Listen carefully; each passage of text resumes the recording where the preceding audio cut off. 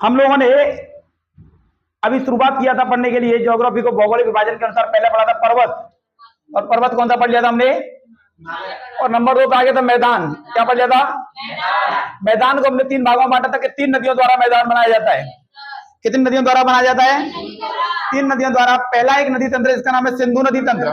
कौन सा है, दूसरा है गंगा नदी तंत्र, और तीसरा है ब्रह्मपुत्र नदी तंत्र। कौन सा है, 3 नदी तंत्र बताए थे। कितने बताए थे, बाकी नदियां और भी हैं। कभी ये मत समझना कि यही नदियां हैं, बाकी नदियां मैदान नहीं बनाती। नदियां और भी हैं, बाकी नदियां इनकी सहायक नदी हैं, लेकिन ये तीनों प्रमुख नदी हैं। शुरुआत से लेकर के समुद्र तक अपना जल लेकर के जाती हैं, बाकी का अपना जल किसी दूसरी नदी में नहीं गिराती। और नदियां हैं, सभी नदियां इन्हीं नदियों की सहायक नदी है, अपना जल ला करके डायरेक्ट इनडायरेक्ट रूप में इन्हीं नदियों में गिराती है। ठीक है, तो मैंने आपको पहले बताया, सिंधु नदी के बारे में बता दिया था। ठीक है, सिंधु नदी के बारे में बताया था कि नहीं बताया था।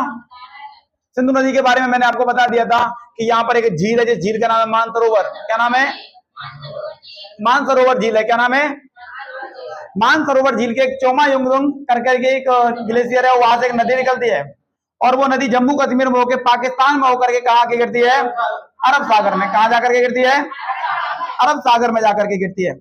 और अरब सागर में गिरने के बाद में ये और भी नदियों का जल लेकर के आती है, और नदियों का जल और लेकर के आती है। पहली नदी का नाम है झेलम, चेनाब, रावी, व्यास और सतलज।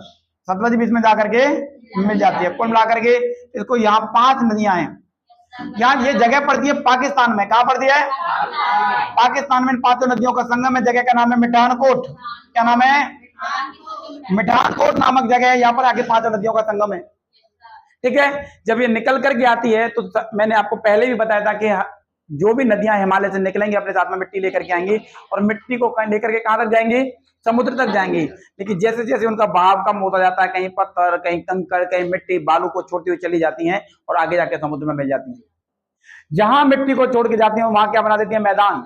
और मैदान ही क्या कहलाता है, उत्तर का विशाल मैदान। हम लोग पढ़ रहे थे उत्तर का विशाल मैदान। क्या पढ़ रहे थे हम लोग, उत्तर के विशाल में। पहले हमने एक नदी के बारे में बता दिया था, सिंधु नदी का मैदान। कौन सा, सिंधु नदी का मैदान है। सिंधु का मैदान को हम लोग किसके नाम से जानते हैं, पंजाब का मैदान भी कहते हैं। क्या कहते हैं, पंजाब का मैदान भी कहा जाता है। पंजाब का मैदान है, अर्थात सिंधु नदी के और उसकी सहायक नदियों का किनारा है। और पंजाब का मतलब 5 आव, अर्थात 5 नदियां। मैंने दुआब बताया था, दुआब मतलब दुआब, 2 नदियों के मध्य का स्थान, और पंजाब मतलब 5 आव, अर्थात 5 नदियों के मध्य का स्थान। तो यहाँ देखो, ब्यास नदी भले ही सतलज में मिल जाती है, लेकिन पंजाब में 5 नदी बहती हैं, झेलम, चिनाब, रावी, सतलज और उसके बाद सिंधु। ब्यास नदी नहीं बहती है, ब्यास नदी नहीं बहती है। पंजाब छोटा सा था, अभी आपको देखने को लगता है कि पंजाब छोटा है। पहले एक बहुत बड़ा हुआ करता जिसका नाम था पेप्सू। क्या नाम था, पेप्सू। पेप्सू नाम हुआ करता था, और पेप्सू के कारण धीमे धीमे करके आपस में विभाजन होने लगा, और हिंदी वालों के लिए हरियाणा, हिमालय वालों के लिए हिमाचल, और पंजाबी बोलने वालों के लिए पंजाब अलग अलग राज्य बना दिए थे। ठीक है, ये कुल मिलाकर के राज्य बना दिए गए थे, और राज्य बनाने के बाद में इसको पेप्सू का बंटवारा हो गया था, इसलिए पंजाब बड़ा था। पंजाब का एक हिस्सा कहां पहुंच गया है, पाकिस्तान में पहुंच गया। कहां पहुंच गया है, जो पश्चिमी पंजाब है पाकिस्तान में पहुंच गया, इसलिए पश्चिमी पंजाब में जाकर के सिंध प्रांत में नदियां बहती हैं, और वहां इसको पंजाब कहते हैं। 5 नदियों का आब है, इसको सिंधु का मैदान कहते हैं। क्या कहते हैं, सिंधु के मैदान के अलावा इसको दूसरा मैदान भी कहते हैं भिवानी का मैदान। क्या कहते हैं, भिवानी का मैदान। टाइप क्यों नहीं आते हो। और अगला है मालवा का मैदान। क्या है, तीनों को तीनों मैदान के नाम से जानते हैं। जो पंजाब का मैदान है पंजाब में हो गया, पंजाब का मैदान कहां होगा, ठीक है। भिवानी का मैदान कहां होगा, हरियाणा में। कहां है, और मालवा का मैदान है वो राजस्थान में है। कहां है, लेकिन आप लोग भी पढ़ोगे मालवा का पठार, लेकिन मालवा का पठार मध्य प्रदेश में पड़ता है। आपको कंफ्यूजन में नहीं आना है। आप लोगों ने पढ़ा कि मालवा का जो मैदान है वो राजस्थान में है, तो मालवा का पठार भी राजस्थान में होगा, ऐसा नहीं है। मालवा का पठार होगा वो कहां होगा, मध्य प्रदेश में होगा। कहां होगा, मध्य प्रदेश में होगा। लेकिन जो मालवा का जो मैदान है वो कहां है, आपका राजस्थान में। ये सिंधु और उसकी सहायक नदियों के द्वारा बनाया जाता है, और सिंधु और उसकी सहायक नदियों के बीच में एक पर्वतमाला आ जाती है जिसको कहते हैं अरावली पर्वतमाला। वो गंगा को और सिंधु दोनों की जलधारा को बदल देती है, दोनों का विभाजन करती है, जल विभाजक का काम करती है। पढ़ ले, पठार पे जाकर के बता देंगे, चिंता मत कर। मैदान तो पढ़ ले, मैदान खत्म ही नहीं हुआ अभी तेरा। कुल मिलाकर के ये क्या है आपका, सिंधु के बीच में अरावली पर्वतमाला आ जाती है। अरावली पर्वतमाला दोनों का जल विभाजक का काम करती है। सिंधु नदी के मैदान को हम लोग 3 नामों से जानते हैं, पंजाब का मैदान, भिवानी का मैदान और मालवा का मैदान। जब ये नदी निकल के आती है तो दोआब बनाती है। इनके बीच में क्या है, दोआब स्थित है। और प्रमुख दोआब कितने हैं, 5। पहले वाले दोआब का नाम क्या है? सिंधु सागर दोआब। क्या नाम है? सिंधु सागर दोआब। सिंधु सागर दोआब किन दो नदियों के बीच में है? तो ध्यान रखना, सिंधु नदी के बीच में और झेलम नदी के बीच में। अगला दोआब है, दूसरे वाले का नाम क्या है? चाज दोआब। क्या नाम है? चाज दोआब। चाज दोआब किन नदियों का नाम है? चेनाब और, ठीक है, ध्यान रखना है। इसके बाद में अगला है आपका रचना दोआब। कौन सा है? रचना दोआब। रचना दोआब है चेनाब और रावी नदी के बारे में, बीच में। किसके बारे में? अगला है आपका वारी दोआब। कौन सा है? वारी दोआब किन दो नदियों के बीच में है? रावी और अंतिम आता है आपका 5वां है, वो कौन सा है आपका? विश्व दोआब। कौन सा है? और विश्व दोआब दो किन नदियों के बीच में? व्यास और सतलज नदियों के बीच में। अर्थात दोआब का मतलब है ये पूरा मैदान है दोआबों से बना हुआ है, 2 नदियों के बीच का स्थान है, इसको हम लोग दोआब कहते हैं। अर्थात 2 नदियां बह करके जा रही हैं, अपने साथ में मिट्टी लेकर के आएंगे और दोनों अपने किनारों पर छोड़ देंगे, और वो आगे चल के क्या बन जाएगा? मैदान। उसी को दोआब कहते हैं। क्या कहते हैं? दोआब में 2 नदियों के बीच का स्थान है, तो अधिक उपजाऊ भी होगा। इसलिए आपने देखा होगा हरियाणा और पंजाब में सबसे अधिक मात्रा में कृषि की जाती है, और सबसे विकसित राज्य भी है कि वहां पर दोआब है, 2 नदियों के मध्य का स्थान है, और जलोढ़ मिट्टी पाई जाती है, खादर मिट्टी पाई जाती है, जलोढ़ मिट्टी पाई जाएगी। जलोढ़ मिट्टी का क्या होगा? जलोढ़ मिट्टी के कारण यहाँ पर पैदावार अच्छी होती है। जलोढ़ मिट्टी में मैंने आपको पहले ही बताया था, पानी की मात्रा ज्यादा होगी, और पानी की मात्रा ज्यादा होगी तो वहां पर उत्पादन भी ज्यादा होगा, और वहां उत्पादन ज्यादा होगा। दूसरी वहां मेन इंपोर्टेंट चीज है एमएसपी। क्या है? Minimum support price. उनकी जो फसल है ना, उनकी फसल को हम लोग वो शुरुआत से लेकर के लास्ट तक एक ही दाम पे बेच देते हैं। आज फसल आती है तो भी वही रेट होगी, और लास्ट तक उसको बेचोगे यही रेट होगी, तो कुल मिलाकर अच्छा प्राइस मिलता है उनको, अच्छा प्राइस मिलता है, इसके कारण उनके पास पैसा ज्यादा होता है। अगर दोनों राज्य बहुत विकसित राज्य हैं। क्यों है? क्योंकि वहां दोआब वाला क्षेत्र, और दोआब वाले क्षेत्र में कृषि कैसी होती है? अच्छी होती है, भरपूर पैदावार होती है, और उसके बाद में एमएसपी के अनुसार उसको रेट भी अच्छी मिलती है, जिसके कारण उनके पास पैसा होता है। वहां पर महिलाएं भी कार्य करती हैं। वहां पर महिलाएं क्या करती हैं? कार्य करती हैं। आपने देखा होगा हरियाणा में महिलाएं काम करती हैं बहुत ज्यादा, ट्रैक्टर वगैरह चला लेती हैं, खेत के सब काम कर लेती हैं, और हमारे यहाँ की महिलाएं काम ही नहीं कर पाती हैं। उनसे कहोगे जाओ दौड़ लगा के यहाँ से वहां तक, वो दौड़ लगाने जाने में उसके पैर में मोच आ जाए, गिर पड़े, उसको खेत के कोने पर से लेके हॉस्पिटल ले जाना पड़े, ले भाई इसका पैर सही कर, है ना। तो कुल मिलाकर के क्या होता है? कंडीशंस होती हैं। तो समझ में आया ना। तो यहाँ पर दोआब वाला क्षेत्र कैसा है? विकसित उपजाऊ क्षेत्र है, और उपजाऊ क्षेत्र में कृषि अच्छी होती है। तो पहले जो था मैदान हो गया आपका सिंधु का मैदान। कौन सा था? सिंधु का मैदान। सिंधु के मैदान को हम पंजाब का मैदान, भिवानी का मैदान या मालवा के नाम से जानते हैं। पंजाब का मैदान का क्षेत्र है पंजाब में, भिवानी के मैदान का क्षेत्र है आपका, और उसके बाद मालवा का जो मैदान है उसका क्षेत्र का है, आप लोग ध्यान रखना। ये ऊपर का हो गया आपका पंजाब वाला एरिया। कौन सा हो गया? इसके बाद में नीचे की तरफ हो गया आपका हरियाणा। कौन सा हो गया? और नीचे की तरफ ये थोड़ा सा क्षेत्र है, ये राजस्थान का है। किसका है? क्योंकि सिंधु नदी बह करके आती है, सिंधु नदी का बहुत बड़ा एरिया है, जो मैदान है वो पंजाब पाकिस्तान में है। वो कहाँ है? लेकिन बाकी जो मैदान है वो कहाँ पर स्थित है आपका? इन 3 राज्यों में स्थित है। पहला है पंजाब, दूसरा हरियाणा, और कुछ क्षेत्र पड़ता है राजस्थान। ठीक है। यहाँ पर एक सतलज नदी है, सतलज नदी पर बहुत देशीय परियोजना में यहीं पर एक बांध बनाया गया, इसका नाम है भाखड़ा नागल बांध। क्या नाम है? भाखड़ा नागल बांध बहुउद्देशीय परियोजना। यहाँ से एक नहर निकाली गई, इसका नाम है इंदिरा गांधी नहर, जो रेगिस्तान में होकर के निकलती है। भारत की सबसे बड़ी नहर है। भारत की सबसे बड़ी नहर का नाम क्या है? इंदिरा गांधी। वो कहां से निकली है? भाखड़ा नागल बांध से निकली है। भाखड़ा और नंगल तो जिले हैं पंजाब के, बहुत बड़ा बांध है, दोनों की सीमाओं पर बना, इसलिए नाम रख दिया भाखड़ा एवं नंगल। ठीक है। वहां से एक नदी, हाँ वहां से एक नदी वो नहर निकलती है, नहर का नाम है इंदिरा गांधी नहर, जो राजस्थान में होकर के निकलती है। ठीक है।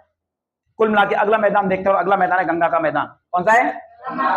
गंगा नदी की अनेक सहायक नदियां भी हैं। तो अनेक सहायक नदियां तो वो अपना जल कहां गिराती हैं? गंगा नदी में गिराएंगी। गंगा नदी उनका जल लेकर के कहां तक जाती है? बंगाल की खाड़ी तक जाती है। तो गंगा नदी हिमालय पर्वत से निकली है। हिमालय पर्वत में उत्तराखंड राज्य क्या है? उत्तराखंड राज्य में एक ग्लेशियर जिसका नाम है गंगोत्री। क्या नाम है? गंगोत्री ग्लेशियर से निकलती है। ग्लेशियर से निकलने के बाद में अब वो हरिद्वार के नजदीक मैदान में आ जाती है, और मैदान में होकर के उत्तर प्रदेश के बीचों बीच में होकर के, बिहार के बीचों बीच और पश्चिम बंगाल होकर के वो कहां चली जाती है? बंगाल की खाड़ी में। कहा? बंगाल की खाड़ी में अपना जल गिराती है। जब ये निकलती है तो इसको भागीरथी कहा जाता है। इसमें आगे चल के अलकनंदा मिलती है, और ये भी कहां से निकली है? हिमालय पर्वत से। कहां से निकली है? हिमालय पर्वत से निकली। हिमालय पर्वत से निकली तो आप लोगों को पता भी है, हिमालय पर्वत से नदी मिट्टी लेकर के आती है, और गंगा नदी भी अपना मैदान बनाती है। तो वो 3 भागों में विभाजित है। कितने भागों में विभाजित है? 3 भागों में विभाजित है। चौथा भाग जो है वो अलग है, इसको सुंदरबन का डेल्टा कहते हैं, वो अलग है, लेकिन इसको हम 3 भागों में विभाजित करते हैं। कितने भागों में विभाजित करते हैं? पहला भाग है जो आपका जो यूपी है, यूपी जो आपका पूर्वी यूपी और पश्चिमी बिहार में, और अगला है जो पूरा दूसरा बिहार, दूसरा मैदान है आपका, वो कहां पर है? आपका पूरा बिहार में, और तीसरा आपका बंगाल में। कहां पर है? ध्यान रखना, तीनों मैदान है, तीनों मैदानों का नाम है। तीनों मैदानों का क्या है? जो गंगा नदी का मैदान है वो मैदान लगभग 1400 किलोमीटर चौड़ा है। कितना चौड़ा है? 1400 किलोमीटर चौड़ा नहीं, लंबा है। और उसके बाद में 150 किलोमीटर है वो कैसा है? चौड़ा है। 1400 किलोमीटर कैसा है? वो लंबा। और 150 किलोमीटर कैसा है? वो चौड़ा है। ध्यान रखना, गंगा नदी की सबसे बड़ी सहायक नदी का नाम है यमुना। और यमुना नदी भी कहां से निकलती है? यमुनोत्री। कहां से निकलती है? और यमुनोत्री से निकल के आती है और इलाहाबाद में जाकर के गंगा नदी मिल जाती है। गंगा की सबसे बड़ी सहायक नदी का नाम है चंबल। मृदा अपरदन वाली नदी, उसका नाम क्या है? चंबल है।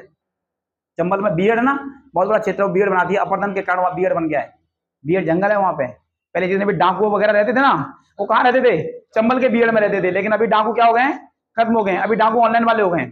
आपको फोन करते हैं, आपकी लॉटरी लगी है 25 लाख की, है ना, आप ओटीपी बताओ और उसके बाद में हो गया काम, पता चलता है कि लॉटरी उसकी लग गई। ठीक है, तो गंगा नदी का मैदान है, उसको हम लोग 3 भागों में बांटते हैं। 3 भागों में बांटेंगे तो सबसे पहले आता है ऊपरी गंगा का मैदान। कौन सा आता है? इसको हम कहते हैं ऊपरी गंगा का मैदान। दूसरा आता है मध्य गंगा का मैदान। कौन सा आता है? अब ये सबसे लास्ट में तो निचला हो गया, इसलिए इसको कहते हैं निचली गंगा का मैदान। पहला है ऊपरी गंगा का मैदान, और दूसरा कौन सा है? मध्य गंगा का मैदान, और तीसरा कौन सा है आपका? निचली गंगा का मैदान। ये 2 मैदान तीनों में भागों में बांटा जाता है। लेकिन याद रखना, इसके अलावा और भी एक और भाग है इसका, जिसको हम अवध का मैदान कहते हैं। क्या कहते हैं? अवध का मैदान कहते हैं। जो आपका लखनऊ वाला एरिया है ना, लखनऊ के ऊपर का जो एरिया है, इसको कहते हैं हम अवध का मैदान। क्या कहते हैं हम लोग? अवध का मैदान है वो घग्गर, सरयू, इन नदियों से बना हुआ है, या गोमती वगैरह इन नदियों से मिला है। इसको दूसरे नाम हम लोग कहते हैं कि गोमती का मैदान हो गया, या फिर इसके बाद में पूर्वी मैदान हो गया, जो कुल मिलाकर के पूर्व का मैदान है। इसके पूर्वी मैदान कह देते हैं, इसको अवध का मैदान इसका नाम होता है। इसको गोमती के मैदान के नाम से भी जानते हैं। अब ध्यान रखने वाली बात यह है कि अवध का मैदान है, क्योंकि ये नदी कहीं ना कहीं जाकर के किसमें मिलती है? गंगा नदी में। लेकिन गंगा नदी भी अपना मैदान बना के चलती है। ऊपरी गंगा का मैदान, मध्य गंगा का मैदान, और ऊपरी गंगा का मैदान है वो यूपी और बिहार में है। वो कहाँ है? यूपी और बिहार में। इसको हम रोहिलखंड भी कहते हैं। क्या कहते हैं हम लोग? रोहिलखंड का मैदान भी कहा जाता है। इसको हम लोग क्या कहते हैं? रोहिलखंड का मैदान भी कहते हैं। और ध्यान रखना, ये गंगा एवं यमुना का दोआब क्षेत्र है। दोआब मतलब समझ में आया? 2 नदियों के बीच का है, यमुना नदी के बीच का और गंगा नदी के बीच का, दोनों के बीच का स्थान इसके यूपी। इसको क्या कहते हैं? यूपी में जो क्षेत्र है, इसको गंगा यमुना का दोआब कहा जाता है। क्या कहते हैं इसको? गंगा यमुना का। तो यूपी और बिहार में स्थित है। कहां तक है? वैसे वो यूपी तक ही है, इसका बिहार आता है, वो गंगा नदी आगे चली जाती है, क्योंकि यमुना नदी कहाँ इलाहाबाद में किसमें जाके मिल जाती है? जो प्रयागराज है, वर्तमान उसका नाम प्रयागराज हो गया है, वो गंगा नदी में जाकर के मिल जाती है। ठीक है, अगला आता है बिहार में। कौन सा आता है? बिहार का आता है, बिहार में है मध्य गंगा का मैदान। बिहार में कौन सा है? मध्य गंगा का मैदान। ये आपका यूपी है, इसके बाद में बिहार आता है। बिहार में मध्य गंगा का मैदान है, और मध्य गंगा के मैदान के बारे में आप लोग पढ़ोगे तो बीचों बीच में, दोनों के में। इसलिए ध्यान, यहाँ पर जितनी भी नदी है, कोसी वगैरह नदी है, वो यही है। पूरा कोसी नदी है ना, कोसी नदी को क्या कहते हैं? बिहार का शोक। क्या कहते हैं? क्योंकि वो उसका निर्धारित जगह नहीं है बहने की, वो कहीं भी अपनी जगह चेंज करती है, इसको बिहार का शोक कहते हैं। जैसे मान के चलो कोई नदी, पहले एक नहर देखिए मलपुरा वाली, ये नदी होती, अभी मलपुरा होकर बह रही है, कभी ने दिशा चेंज कर दी तो ये मलपुरा को क्रॉस करके उधर बह गई, कभी दिशा चेंज कर दी तो ये धनौली में होकर रहेगी। इस तरीके से वो अपना क्या करती है? रास्ता चेंज करती रहती है। और जब नदी बहेगी तो उसके रास्ते में जो आएगा सबको क्या करेगी? वो बहा के ले जाएगी। तो भाई सबका नुकसान करेगी ना करेगी? इसलिए बिहार में वो सबसे अधिक नुकसान करती है, इसलिए इसको क्या कहा जाता है? बिहार का शोक कहा जाता है। ठीक है, और अगला मैदान आता है जो बंगाल वाले क्षेत्र में, इसको निचली गंगा का मैदान। क्या कहा जाता है? निचली गंगा के मैदान में पूरा बंगाल का क्षेत्र आता है, और बंगाल के क्षेत्र के बाद में डेल्टा वगैरह आके वो कहाँ चली जाती है? नदी बंगाल की खाड़ी में। कहाँ गिर जाती है? बंगाल की खाड़ी में आके गिर जाती है। ठीक है, तो आप लोगों को देखना, पहले गंगा नदी कहाँ से निकलती है? गंगोत्री से। कहाँ से निकलती है? गंगोत्री से। यहाँ के पास में एक और नदी निकलती है, यमुना नदी। कौन सी नदी? और यमुना नदी आकर के किसमें मिल जाती है? यमुना नदी कहाँ से निकलती है? यमुनोत्री से निकलती है। कहाँ से? और गंगा नदी, दोनों के बीच में जो मैदान है, इसको हम लोग कहते हैं गंगा यमुना का दोआब। क्या कहते हैं? जो यूपी के अंतर्गत पड़ता है। इसके बाद में आगे चल के जाएंगे तो ऊपरी गंगा का मैदान है, वो बिहार के हिस्से में आ जाता है, जो बिहार का पश्चिमी हिस्सा है, यूपी का पूर्वी हिस्सा है। इसके बाद मध्य गंगा का मैदान आता है, वो प्रॉपर बिहार में आता है। प्रॉपर कहाँ आता है?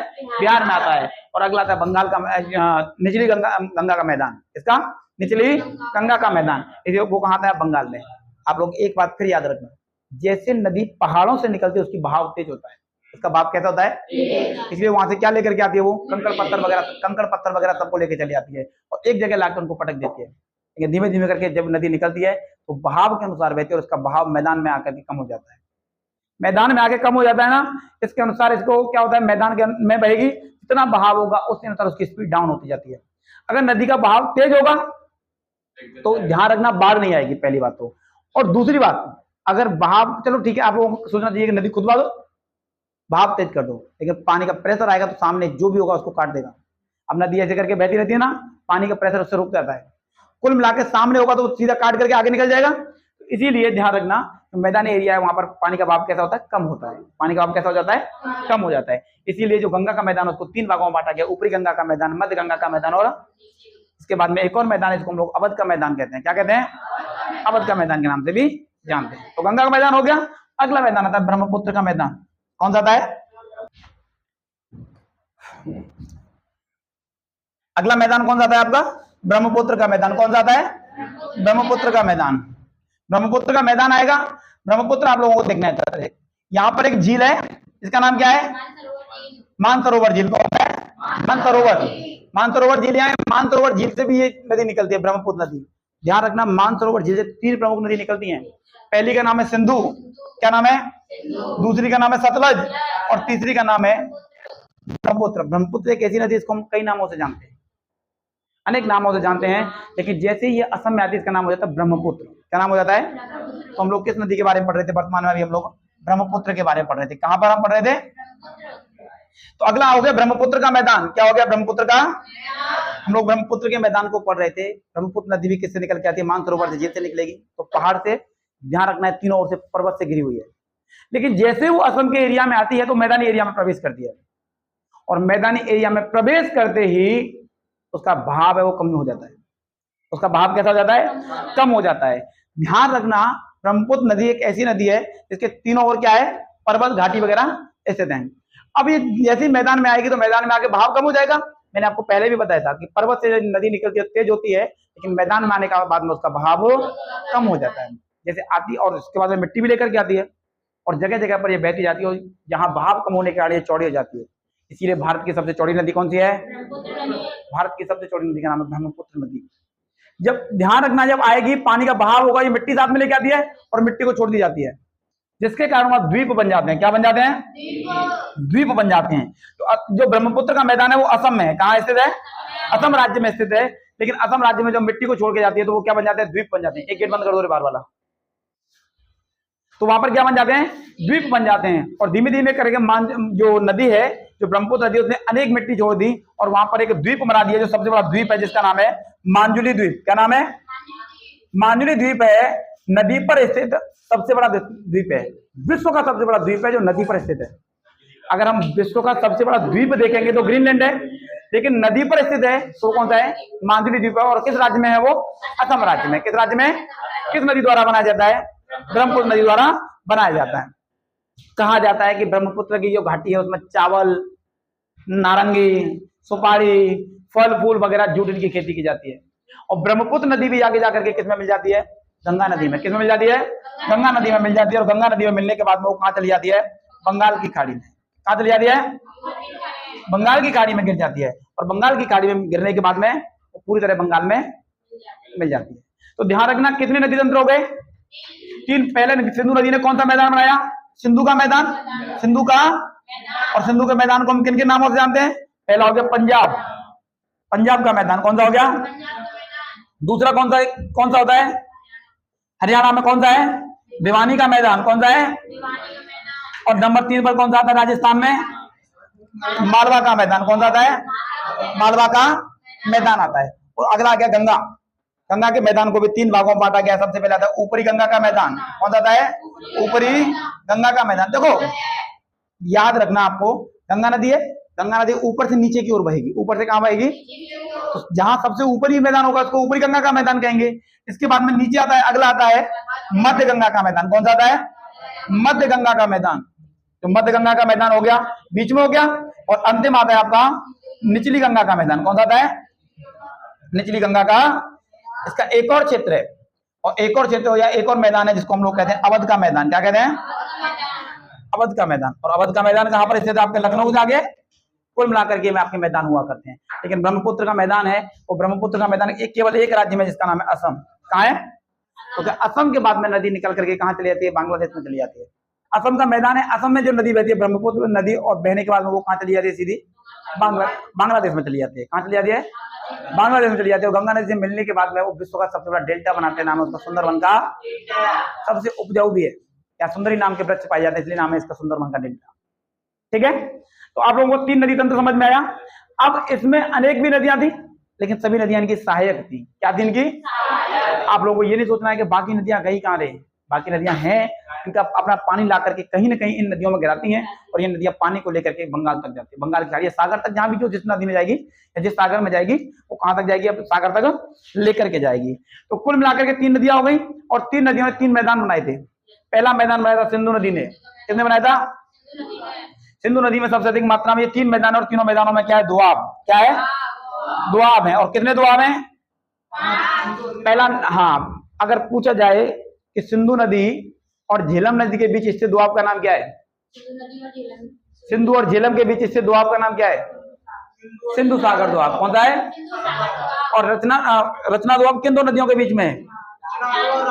चिनाब और रावी नदी के बीच में। आप लोगों को पता होना चाहिए, दोआब का मतलब होता है कि 2 नदियां जहां होकर के बहते हैं उसको दोआब कहा जाता है। और पंजाब का मतलब पंच, मतलब 5, और आप मतलब नदियां, जहां होकर 5 नदियां बहती है उसको क्या कहा जाता है? पंजाब कहा जाता है। 5 नदियों के बहने के स्थान को क्या कहते हैं हम लोग? और जहां 2 नदियां बहती है उसको क्या कहते हैं हम लोग? समझ में आ गया। और सिंधु का मैदान ज्यादातर किससे बना हुआ है? दोआबों से बना हुआ है। किससे बना हुआ है? और वो दोआबों को हम लोग कितने भागों में, उस मैदान को कितने भागों में बांट दिया हम लोग? 3 भागों में। पहला पंजाब का मैदान, भिवानी का मैदान, और ध्यान रखना मालवा का पठार किस राज्य में है? और मालवा का मैदान किस राज्य में है? ध्यान रखना, दोनों बहुत डिफरेंट है। ऊपरी हिस्सा जो आपका, जो बिल्कुल उत्तरी और पश्चिमी हिस्सा है, वहां पर आपका मालवा का मैदान। लेकिन जो नीचे का राजस्थान आता है, बिल्कुल दक्षिण की तरफ राजस्थान का जो हिस्सा आता है, वहां पर आपका जो पड़ता है उसका नाम क्या है? मालवा का पठार। ठीक है, इसके बाद में ऊपरी गंगा मैदान बता दिया। ऊपरी गंगा का मैदान किस राज्य में है? ठीक है, पूर्वी यूपी और पश्चिमी बिहार में है। और उसके बाद मध्य गंगा का मैदान पूर्वी बिहार की तरफ है, पूरे बिहारी बार में। और उसके बाद में अगला आता है निचली गंगा का मैदान। कहां पर है? पश्चिम बंगाल में। पूरे बंगाल का क्षेत्र है, उसी गंडक नदी वगैरह इन सब का क्षेत्र है, उसको क्या कहा जाता है? निचली गंगा का मैदान कहा जाता है। और अवध का मैदान है जो लखनऊ से ऊपर का है, लखनऊ से ऊपर की तरफ पड़ता है। गोमती, घग्गर, सरयू नदी वगैरह है, नदियों के किनारे का मैदान, इसको हम लोग क्या कहते हैं? अवध का मैदान कहते हैं। क्या कहते हैं हम लोग? यहाँ तक समझ में आ गया ना आपको? तीनों मैदान समझ में आए? आपका मैदान यहाँ खत्म होता है। ठीक है, मैंने आपको बताया था मैदान का मतलब होता है कि जहां नदियां आकर के मिट्टी जमा कर देती हैं, जमा छोड़ दिया था, अपना मिट्टी को छोड़ दिया था, और वो धीमे धीमे करके मिट्टी लेवल हो गई, तो उसको हम लोग मैदान कहते हैं। सबसे पहले हम लोग देखते हैं पर्वत नदियां कहां से निकलती हैं? पर्वतों से निकलती हैं। जब नदी पर्वत से निकलेगी, निकल करके कहाँ आएगी? मैदान में आएगी। कहाँ आएगी? मैदान में नदी आएगी। तो मैदान में आने के बाद में सबसे पहले उसका बहाव कम होगा, तो कंकड़ पत्थर छोड़ देती है। क्या छोड़ देती है? और कंकड़ पत्थर छोड़ती है क्षेत्रों में कहते हैं भावर प्रदेश। क्या कहते हैं? भावर प्रदेश कहा जाता है। इसके बाद में जब पानी यहाँ से निकल के चारों तरफ फैल जाता है, पानी निकल के क्या कर देता है? चारों तरफ फैल जाता है। जब पानी वहां भरा रहता है, उस जगह मिट्टी कैसी हो जाती है? दलदली हो जाती है, कीचड़ जैसी हो जाती है। तो वो दलदली मिट्टी होती है, इस मैदान को क्या कहते हैं हम लोग? क्या कहते हैं इसको? यहाँ लिख रहा हूँ, तराई प्रदेश। क्या कहते हैं हम लोग? तराई प्रदेश कहते हैं, तराई मैदान कहते हैं। ठीक है, इसके बाद में जब जहां से उचित ढाल देख करके, कैसे उचित ढाल देख करके नदियां बहना शुरू करती है। नदियां क्या कर देती है? बहना शुरू कर देती है। और बहना शुरू कर देती है तो अपने साथ में मिट्टी लेकर के आती है, और मिट्टी को इस किनारे में छोड़ दी जाती है। इन किनारों को हम लोग क्या कहते हैं? खादर। क्या कहते हैं? लेकिन कभी कभी नदियां ऊपर की तरफ जाती है, और ऊपर बढ़ जाती है, और जो मिट्टी, देखो नदी चलेगी तो मिट्टी को काट के ले जाएगी, गहरी होती जाती है, तो धीमे धीमे इस क्षेत्र को छोड़ दी जाती है। इसको हम लोग क्या कहेंगे? बांगर कहेंगे। क्या कहेंगे हम लोग? 4 प्रदेश थे मिट्टी के आधार पर। किसके आधार पर? मिट्टी के आधार पर हुआ करते थे। और इनमें सबसे ज्यादा उपजाऊ क्षेत्र होता है वो कौन सा होता है? खादर होता है। कौन सा होता है? और उसके बाद में खादर से कम उपजाऊ होता है वो कौन सा होता है? जब नदी सागर के पास पहुंचती है तो यहाँ मिट्टी पटक देती है। क्या बना देती है? मिट्टी पटक देती है। क्या पटक देती है? मिट्टी पटक देती है। इसको हम लोग कहते हैं डेल्टा। क्या कहते हैं? आप लोगों को यहाँ तक समझ में आया था ना? ठीक है, अब हमने नदियों के अनुसार मैदान को 3 भागों में बांट दिया था कि ये मैदान है वो किसने बनाया था, या कैसे नदियों के द्वारा बना था। सबसे पहले आपको मैंने यही बताया था कि जो अभी हिमालय पर्वत बनाए वो 33 सागर के स्थान पर बनाए। किसके स्थान पर बनाए? 33 सागर के स्थान पर बनाए। और 33 सागर के स्थान पर बनाए तो 33 सागर के निर्माण से पहले उसके आसपास का एरिया था, वहां भी नदियां बहती होंगी। हिमालय पर्वत निकल रहा था, और निकलने के कारण और नदियां पहले से बह रही थी, तो धीमे धीमे करके उन्होंने क्या कर दिया? हिमालय पर्वत की मिट्टी को काट दिया, और काटने के बाद में वो कहां तक ले गई? सागर तक ले गई थी। ठीक है, कुल मिलाकर के उन्होंने बीच में नदियां काट दी, इसलिए वो प्रादेशिक विभाजन हो गया था। क्या हो गया था? दो नदियों के बीच का स्थान हुआ करता था, उसमें चारों हिमालय की चारों श्रेणियां होती है, ट्रांस हिमालय, बृहद हिमालय, लघु हिमालय और शिवालिक, चारों श्रेणियां होती हैं, उसको प्रादेशिक विभाजन के अनुसार कहते हैं। इसके अनुसार कहते हैं, मैंने आपको ये बता दिया था। इसके बाद में नदियां मैदानों में आती है और मैदानों में आने के बाद में सबसे पहले जो क्षेत्र बनाती हैं, ईंट पत्थर फेंकती हैं, वहां दस्ती कैसी नदी कैसी होती है? अगोचर हो जाती है। कैसी हो जाती है? नदियां अगोचर हो जाती हैं, वो आंखों से दिखाई नहीं देती, उसको कहते हैं हम लोग भांवर प्रदेश। इसके बाद में पानी निकल के आता है और निकल के आने के मैदान में भरता है, उसको कहते हैं, वहां नदियां दृष्टिगोचर होती है, अर्थात आंखों से दिखाई देने लगती हैं, उसको कहा जाता है तराई मैदान। तराई मैदान में सबसे अधिक मात्रा में कीड़े मकोड़े, सांप जैसी प्रजातियां पाई जाती हैं। अगर प्रश्न बन जाए सबसे अधिक मच्छर कहाँ पाए जाते हैं? कहाँ पाए जाएंगे? क्योंकि तराई मैदान में पानी की कमी नहीं रहती, और दूसरी बात हम छुपने के लिए पेड़ भी होते। देखो, मैदान होगा, दूसरा मिट्टी होगी उपजाऊ, और वहां पर पानी भी होगा, तो घास वगैरह पनपती रहेगी ना। जब घास वगैरह पनपेगी तो वहां मच्छर वगैरह इकट्ठे हो जाएंगे। ठीक है, इसके बाद में अगला आप लोगों को ये पता ही है, भांवर और सॉरी बांगर और खादर।